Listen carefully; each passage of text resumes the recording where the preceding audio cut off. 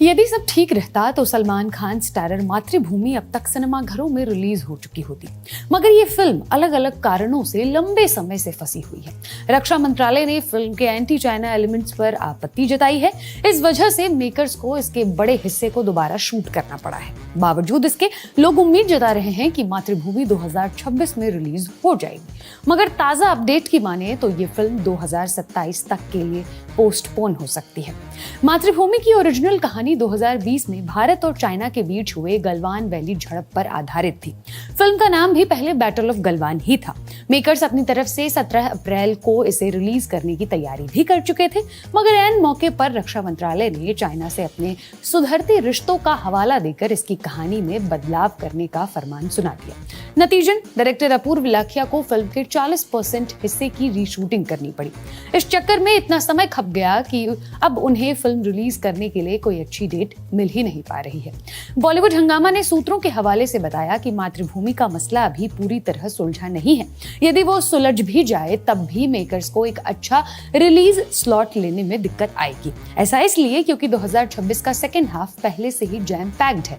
हालांकि ऐसे मौकों पर मेकर्स दूसरी फिल्मों से क्लैश में उतर जाते हैं, मगर सलमान को बेवजह किसी अन्य मूवी से टकराना पसंद नहीं, इसलिए वो खाली स्लॉट की तलाश में है। रिपोर्ट के मुताबिक मेकर्स मातृभूमि के लिए दशहरा की डेट पर सोच विचार कर रहे हैं। इस साल दशहरा 20 अक्टूबर यानी मंगलवार को है। ऐसे में मेकर्स फिल्म को शुक्रवार को रिलीज कर मंगलवार तक के 5 दिन लंबे वीकेंड का फायदा उठा सकते हैं।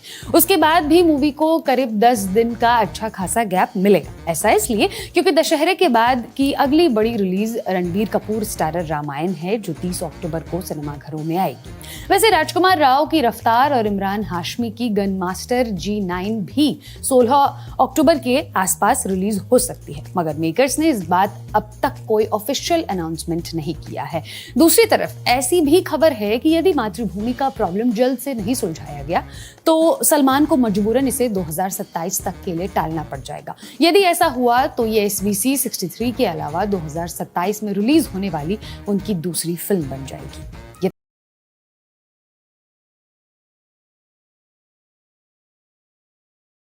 रणवीर सिंह स्टारर धुरंधर फ्रेंचाइज ने भारतीय बॉक्स ऑफिस को दहला कर रख दिया था। केवल 3 महीनों के अंतराल में इसने दुनिया भर से तकरीबन 3200 करोड़ रुपए कमाकर सबको हैरान कर दिया था। ऐसे में मेकर्स ने अनाउंस किया कि वो इसे जापान में भी रिलीज करेंगे। ये देश भारतीय फिल्मों का नया इंटरनेशनल मार्केट बनकर उभर रहा है, इसलिए सोशल मीडिया पर फिल्म को वहां खूब प्रमोट किया गया। मगर 10 जुलाई को जब धुरंधर जापान में रिलीज हुई तो मुंह के बल गिर पड़ी। मेकर्स को भी उम्मीद नहीं होगी कि जापान में फिल्म की इतनी बुरी गति होने वाली है। जापान में धुरंधर की रिलीज से महीनों पहले ही बड़े स्तर पर इसका डिजिटल प्रमोशन शुरू हो गया था।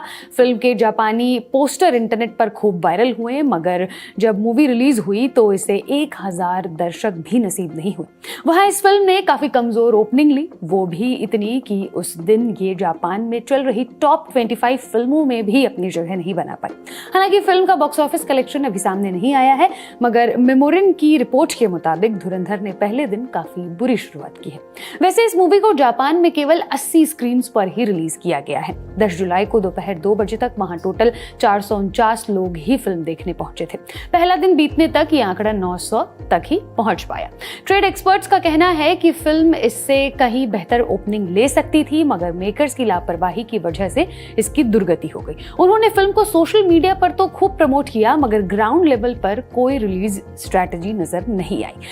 वैसे अल्लू अर्जुन की पुष्पा 2 को भी जापान में पहले दिन केवल 900 दर्शक मिले थे। तब उसने 2 हफ्ते में 105 मिलियन येन यानी 6 करोड़ 10 लाख रुपए कलेक्ट किए थे। बावजूद इसके वो जापान में सबसे अधिक कमाई करने वाली भारतीय फिल्मों की सूची में 10वें नंबर पर है। देखना होगा कि धुरंधर उससे आगे निकल पाती है या नहीं। जहां तक जापान में सबसे ज्यादा पैसे कमाने वाली भारतीय फिल्मों की बात है तो ये रिकॉर्ड SS राजामौली की RRR के नाम पर है। उस फिल्म ने वहां 139 करोड़ 70 लाख रुपए कमाए थे। धुरंधर जापान में भले कुछ खास कमाई ना कर पाई हो, मगर बाकी जगहों पर इसने खूब तहलका मचाया है। फिल्म के पहले पार्ट ने भारत में 1007 करोड़ 85 लाख और विदेशों में 299 करोड़ 50 लाख कमाए थे। इस तरह उसका world wide collection gross 1307 crore 35 lakh रुपए रहा। दूसरी तरफ धुरंधर 2 ने अकेले भारत में 1375 करोड़ 39 लाख और ओवरसीज 400 1838 करोड़ कमाए थे। उसका world wide collection 1813 crore 39 lakh का था। खास बात यह है कि धुरंधर 2 आमिर खान की दंगल के बाद दुनिया में सबसे अधिक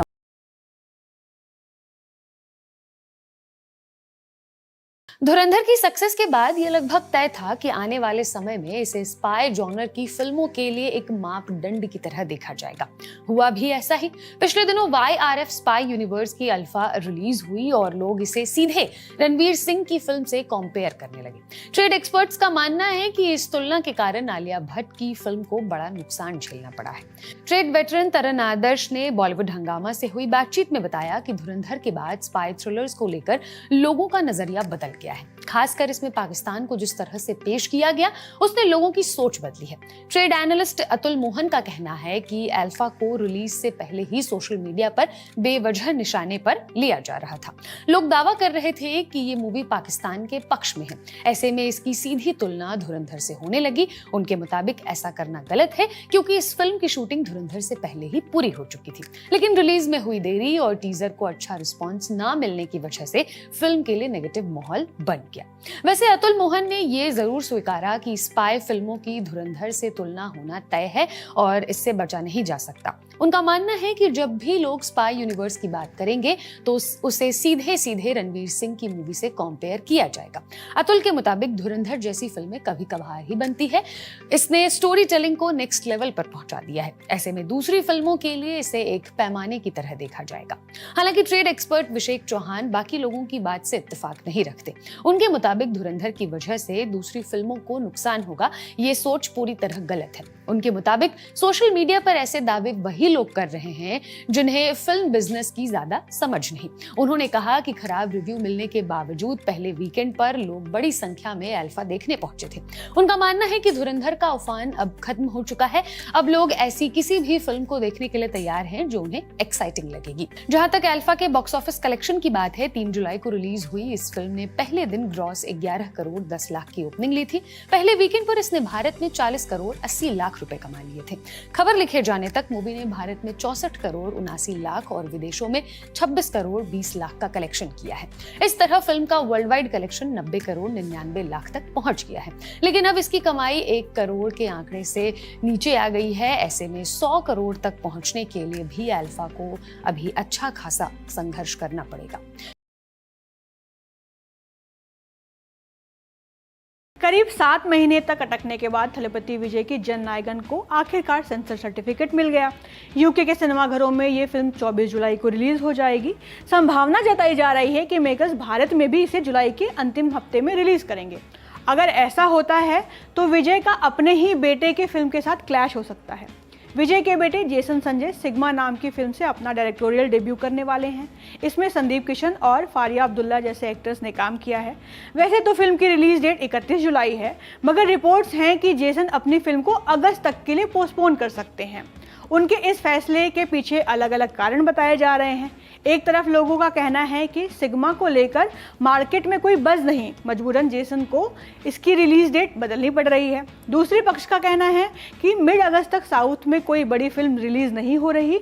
ऐसे में सिग्मा के लिए जुलाई की तुलना में अगस्त का महीना ज़्यादा फायदेमंद हो सकता है। मगर तीसरे पक्ष ने जो तर्क दिया, लोग उसे सच्चाई के ज़्यादा करीब मान रहे हैं। उनका कहना है कि जेसन सिग्मा की रिलीज डेट इसलिए बदल रहे क्योंकि जुलाई एंड में उनके पिता यानी थलपति विजय की जननायकन रिलीज होगी। गौर करने वाली बात यह है कि अब तक न तो विजय ने अपनी फिल्म की इंडियन रिलीज डेट अनाउंस की है, न ही जेसन ने सिग्मा को लेकर कुछ नया अपडेट दिया है। हालांकि मीडिया रिपोर्ट्स का कहना है कि वो अपनी फिल्म को पोस्टपोन करने का मन बना चुके हैं, बस औपचारिक घोषणा करने के भर की देरी है। विजय और जेसन की फिल्मों के इस संभावित क्लैश की चर्चा उनकी पर्सनल लाइफ की खटास के कारण भी है।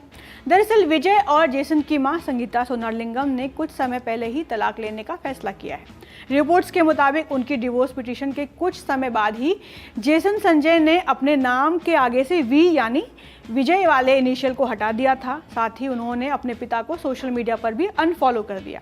इतना ही नहीं, जब विजय तमिलनाडु के नए मुख्यमंत्री बने, जेसन तब भी उनके शपथ ग्रहण समारोह में नहीं गए थे।